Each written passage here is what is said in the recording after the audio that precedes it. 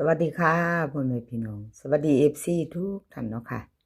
กลับมาพบมาพอกับเจตาพารวยคือเก่าค่ะในทางช่อง YouTube เนาะกับขอบคุณบ่ว่าจะเป็น FC เก่า FC ใหม่ค่ะที่เข้ามาติดตามรับชมรับฟังเนาะค่ะ FC ใหม่ผู้เพิ่นเข้ามากดติดตามในช่องของเจตาพารวยก็กราบขอบคุณหลายๆเด้อค่ะเห็นอยู่นี่ประวัติของตาบรรทัดค่ะพี่น้อง FC ตาบรรทัดมีไผตามของเพิ่นบ่พี่น้อง725ค่ะบนเพิ่นออก25เนาะตัวนิ่นตัวเจาะ25บน2ตัวค่ะล่าง37ตาบรรทัดเดินอยู่ข้างงวดนี้พี่น้องของตาบรรทัดเนาะค่ะของเพิ่นประวัติเพิ่นเคยเข้าติดกันหลายงวดเนาะค่ะนี่ลดไปค่ะวันที่29 3 งวดเข้า2 งวดค่ะหลุดไปงวดหนึ่งเนาะ3 มา1เนาะค่ะพี่น้องของตาบรรทัดเจตายเบิ่ง3 งวดค่ะของตาบรรทัดพิจารณาเอาเนาะพี่น้องเบิ่งประวัติเพิ่นแล้ว FC ใหม่ถ้าเข้ามาถ้ายังบ่ทันติดตามเนาะถ้ายังบ่ทันได้เคยเห็นมาเป็นครั้งแรกในคลิปนี้มาเห็นแล้วก็ถ้าชอบเนาะค่ะก็กดติดตาม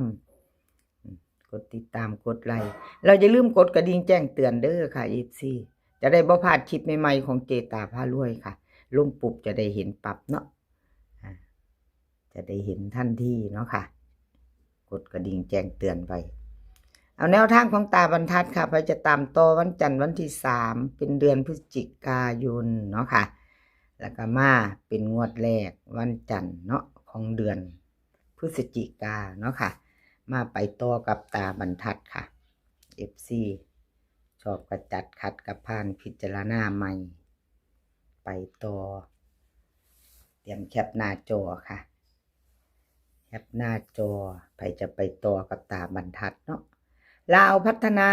ค่ะวิ่งรูดของตาบรรทัดเพิ่นให้มา4กับ6ค่ะ2ตัว4หาง46 45 61 60เบิ้ลค่ะ4466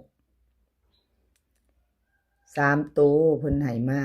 3หาง461 645 660ค่ะวิ่งรูดเด่นทอกันค่ะ4กับ6เพิ่นตาบรรทัด2ตัว2หางเน้นค่ะ46กับ60 660ค่ะเน้นหางเดียว3ตัว660จับตามองค่ะ FC ตาบรรทัดใครจะตามต่อกับเพิ่นแคปหน้าจอเนาะค่ะเจตาลงให้ก่อนมือนึงค่ะลงให้ก่อน1 วันเนาะพอได้พิจารณากันลงให้ก่อน1 วันมื้อนี้เป็นวันที่2แล้วพี่น้องวันที่3ลาวพัฒนาออกเจตาลงให้ก่อนเนาะแคปหน้าจอแล้วมาไปต่อกันค่ะเป็นของไผแคปหน้าจอแล้วไปต่อคุณยายใจดีค่ะของคุณยายใจดีค่ะพี่น้องวันที่31ที่ผ่านมา725เนาะเพิ่นเข้าไป7บน7ล่างเนาะค่ะวิ่งรูด2บนค่ะจับคู่บ่เข้าค่ะจับคู่บ่เดินบ่เข้าเนาะกราบขอโทษขออภัย FC แทนคุณยายใจดีเนาะค่ะวันที่29หลุดไปค่ะหลุด3 งวดค่ะเจตาให้เบิ่งย้อนหลังประวัติของคุณยายใจดีเนาะคุณยายใจดี3 งวดค่ะเจตาให้เบิ่งพิจารณาเบิ่งเอาชอบก็จัดขัดก็ผ่านเนาะค่ะแนวทางใหม่ของเพิ่นค่ะมาแล้ววันที่3คุณยายใจดีค่ะ FC ถ้าชอบก็เตรียมแคปหน้าจอค่ะใครจะไปต่อกับคุณยายใจดีเนาะกราบขอบคุณคุณยายใจดีหลายๆค่ะที่ให้แนวทางมาว่างทางช่องของเจตาเนาะค่ะแนวทางใหม่ของเพิ่นกราบขอบพระคุณหลายๆค่ะเอามาไปพิจารณาน้ำกันพี่น้องไปรุ่นน้ำกันคุณยายใจดีลาวพัฒนาวิ่งรูดค่ะเพิ่นให้มา3กับ5 3กับ5 2ตัวค่ะ4หาง38 37 52 51เบิ้ล33 55ค่ะ3ตัว3หางค่ะ352 538 351ค่ะวิ่งรูดเด่นทอกันค่ะ3กับ5ของคุณยาย 2 ตัว 2 หางค่ะ35กับ51ค่ะ3ตัวหางเดียวค่ะเพิ่นเน้นให้538แคปหน้าจอค่ะใครจะไปต่อกับเพิ่นคุณยายใจดีเนาะเอาที่เฮาชอบเฮามักค่ะเลขทุกตัวเอามาวางเพื่อเป็นแนวทางค่ะโปรดใช้วิจารณญาณในการรับชมเป็นอย่างสูงเนาะรับชมรับฟังเป็นเพียงแนวทางเนาะค่ะพี่น้องชอบกระจัดขัดกระพานเนาะค่ะสำหรับแนวทางอะไรก็เกิดขึ้นได้เนาะมีเขามีรูดค่ะถ้าเขามาแนวทางเพิ่นเขา FC เพิ่นตามเพิ่นได้ก็ดีใจนำค่ะดีใจนำถ้าเพิ่นตามกันเนาะถ้าเพิ่นพิจารณาตามกันถ้าได้ถ้ามันก็ดีใจนำถ้ายังบ่ทันใดเฮาก็ไปต่อเนาะค่ะพี่น้องชอบของผู้ใดก็แคปหน้าจอไว้ของผู้นั้นไปลุ้นกัน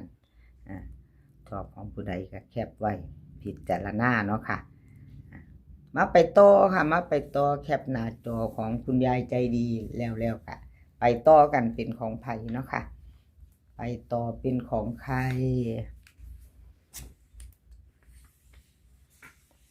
ของเจอุ๋ยค่ะเจอุ๋ยวันที่31คูบ่เข้าจับคูบ่เข้าเนาะค่ะ725 3ตัวบน37ล่างของเพิ่นเขาบิ่งรูดเข้า3ตัวเดียวค่ะ2ตัวมา1ตัวเนาะเจอุ๋ยมาเบิ่งประวัติเพิ่นจักหน่อยค่ะพี่น้องเบิ่งย้อนหลังจักหน่อยเข้าไปอยู่วิ่งรูดเนาะ52มาตะวิ่งรูดค่ะพี่น้องงวดที่3รูดค่ะย้อนหลัง3งวดเนาะค่ะเจตาให้เบิ่งเนาะFC ได้พิจารณาซ่อมกันชอบก็จัดขัดก็ผ่านค่ะถ้าชอบก็เตรียมแคปหน้าจอยไว้เอาไว้พิจารณาวันจันทร์เนาะถ้าชอบก็จัดขัดก็ผ่านค่ะเจอุ๋ยเป็นเพียงแนวทางเนาะค่ะพี่น้องครับขอบคุณเจอุ๋ยหลายๆเด้อค่ะที่ให้แนวทางมาวางทางช่องของเจตาสำหรับแนวทางเนาะค่ะอยู่น้ำกันโดนมาโดนแล้วเนาะค่ะเจอุ๋ยเพิ่นก็ให้แนวทางมาวางทางช่องของเจตากราบขอบพระคุณหลายๆค่ะเจอุ๋ยลาวพัฒนาวิ่งรูดเพิ่นให้มา6 กับ 1ค่ะ6 กับ 1 2ตัว4หางค่ะ63 62 18 19ค่ะเบิ้ล66 11 3ตัวค่ะ3หาง3ตัว3หาง618 163 116ค่ะวิ่งรูดเด่น6ร่องที่1ค่ะเด่นตัวเดียวเด้อค่ะวงกลมให้ตัวเดียวเจอุ๋ยให้6ตัวเดียวค่ะ1เป็นร่องค่ะ1เป็นรองเน้น2หาง2หางค่ะ2ตัวเพิ่นเน้นให้2หาง2ตัวเนาะค่ะมี63แล้วก็18ค่ะ3ตัวค่ะ3ตัวเพิ่นก็เน้นให้แค่หางเดียวเนาะพี่น้อง163ค่ะเอาชอบประจัดคัดกระพานค่ะพี่น้องเป็นเพียงแนวทางเนาะของเจอุ๋ยครับขอบคุณเจอุ๋ยหลายๆค่ะที่ให้แนวทางมาว่างเนาะแล้วก็ขาดบ่ได้คือ FC เนาะค่ะ FC ผู้เพิ่นเข้ามารับชมรับฟังมากดติดตามมาอ่านคอมเมนต์มากดใจให้เข้ามาเป็นกำลังใจให้เจตาทางช่องน้อยๆเนาะเพิ่นตามคือเก่ามาส่งกำลังใจให้เจตาส่งหัวใจมาให้กราบขอบพระคุณหลายๆเด้อค่ะกราบขอบพระคุณเป็นอย่างสูง FC ของเจตา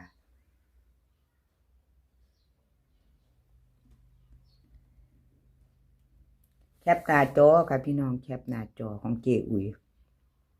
ใครจะไปต่อกับเพิ่นเนาะวันที่3ค่ะเป็นงวดแรกของลาวพัฒนาวันที่3จะเป็นวันจันทร์แล้วก็เป็นเดือนใหม่เนาะค่ะเดือนพฤศจิกายนเดือนใหม่ลาวก็เป็นงวดแรกค่ะ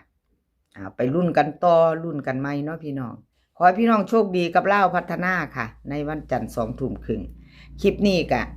ขอให้พี่น้องโชคดีมีความสุขสุขภาพร่างกายแข็งแรงกันทุกคนค่ะเดินทางไปไสก็ขอให้ปลอดภัยเดินทางไปขอให้มีโชคกลับมาก็ขอให้มีชัยคลิปหน้าพ่อกันใหม่ค่ะคลิปนี้ก็สวัสดีค่ะ